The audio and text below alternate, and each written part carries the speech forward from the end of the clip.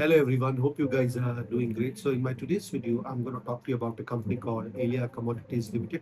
It's mainly into cashew processing. I'll take you through their business model, what do they do, their current manufacturing capacity, what are they doing to grow it, and what was the result in H1 and what is the company promising in H2 and what is the future prospect of it, because the most important things when we are investing or whenever we are learning about companies, it's not about what they are doing right now, but what are they going to do in the future also, which matters a lot in the stock market while investing. So if we, as I said, right, so they're mainly into cashew processing and agri-commodity trading. So generally what they do, right, they import these raw cashew nuts from Africa, then they bring it to India, then they process them into high quality kernels, and then they sell it in the market. So the two main brands that they use, that they have of their own, is called Tryble and Supreme. So when this company originally started back in 2018, long time back, right? So they used to use this third party manufacturing companies for these processing of raw cashew nuts. But over the years, they decided to set up their own manufacturing capacity, which was around 40 metric tons per day. So that's how it happened. And in the whole process, how it works, right? So they get these raw cashew nuts, then they treat it, which is by the roasting or steaming. And what happens? Then the outer side becomes a shell, and inside you get the high quality kernels, in which they process it further and sell it out in the market. And what they do with this cell is, right, they, with these shell, they just they the company used to just sell it as a uh, as a as a scrap amount. But things are changing in the company, and you will understand as we go forward in the video, right? So in terms of the sales channel, if we say in this business, right, so they sell it via B2B and B2C. So in B2B, they sell it to these bulk buyers and merchant traders, like Amazon, Flipkart, and everything. And in B2C, they sell it directly to the retail end consumers. And in terms of the clientele, if we see for this company, right, so you have Star Bazaar, Britannia, ITC, Family, Metro, Reliance Retail, Haldiram. I mean, all these big companies are their client, which is quite great. And if you look at the growth, what the company is trying to do or how they are trying to change is, right, that is very important. Because earlier, as I said, they were into cashew processing and agri commodity trading. So what they have done from FY26 is, right, they have completely stopped the agri commodity trading part at all, completely. So everything that they're earning from FY26 is purely from cashew processing. And the other thing what the company has done, right, earlier they had a capacity of around 40 metric tons per day, and now in FY26 they have expanded it to 140 metrics per tons per day. It is like almost expanded by close to 3 to 4 times, which is quite a great news, because they are one of the biggest cashew processing plants in the in whole of India. Because and I'll explain that later in the video. So, and at the same time, you remember, if I told you about how the cashew gets processed, and the shell comes out and they sell it as a a scrap product. So what the company has realized that this shells, right, can be used as a high value side product, which can be sold in the market.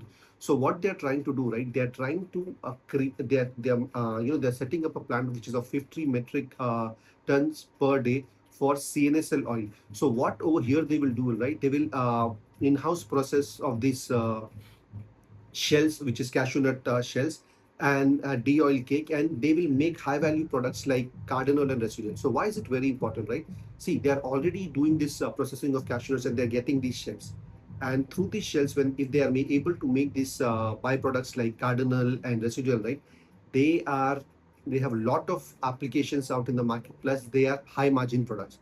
So the company already have these raw material, these cashew nut shells with them, right? So they want to use it in a better way. And if we look at these, especially the Cardinal, right, it has applications through various. It can be used in paint and coating, resin and polymers, friction materials like brake linings and clutch pedals, in rubber industry, in surfactants and chemicals.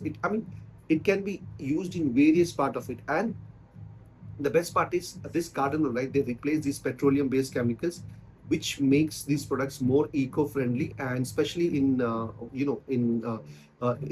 countries like European Union, right?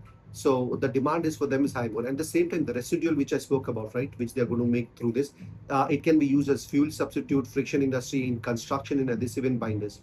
They are low cost but high volume products. And this, and why are they doing all these things, right? Because they want to obviously improve the image of the company, at the same time increase the profitability, because the margins are quite high in terms of competitions, right? The management said that there are more than 2000 cashew processors in this whole country, right? But almost 90%, 95% of them have a capacity of less than 10 metric tons per day.